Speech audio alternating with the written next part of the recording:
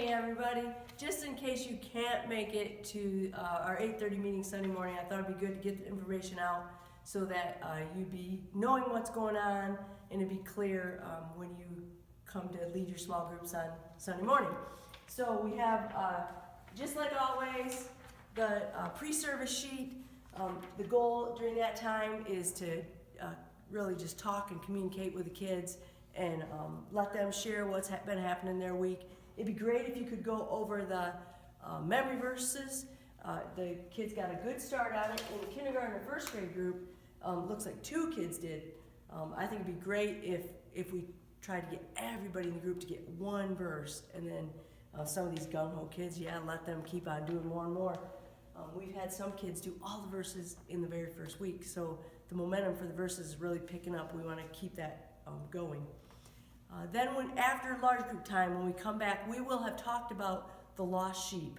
We'll share the gospel, so be watching for kids if they have questions. I'm available. Tom is available during the second service. We can lead the kids, or we can jump in your group, lead them while you share with that child the way of salvation. We really want to give them an opportunity to receive Christ if the Lord is tugging on their heart this week. So you'll review the story. I've got the sheet, the blue sheet. The first thing is just kind of a fun game. We have stickers, these yellow stickers. You get 1 child from your group and put him in the middle of your circle. Then you walk around, he shuts his eyes. You walk around your circle and you slyly put one of those dots on the back of one of the kids.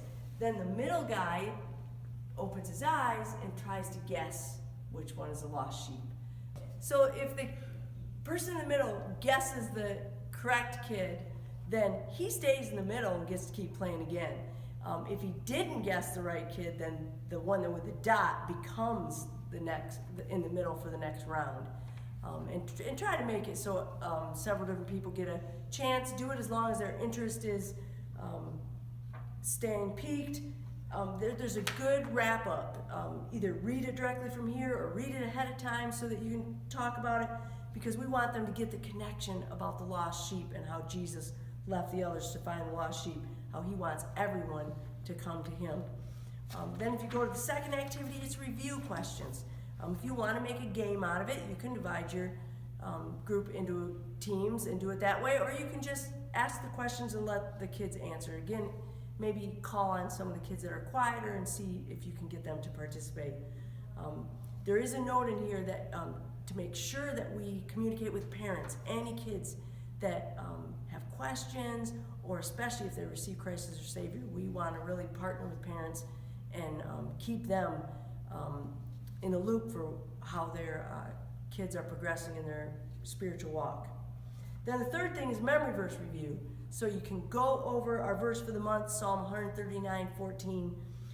We will have done it in large group at least twice, so they should really be catching on to it. There's a game here where you can have each kid say a word as they go around and do a motion. Then they will continue to add the motions and see if they can keep it going. You might just find that they know that verse. You see if that connects with your kids. If you don't want to play the silly game with it, you can just go over the verse and then get right into them saying other verses as well. Be sure to encourage them to keep on going with a memory verse challenge to see how many verses we can get done this month.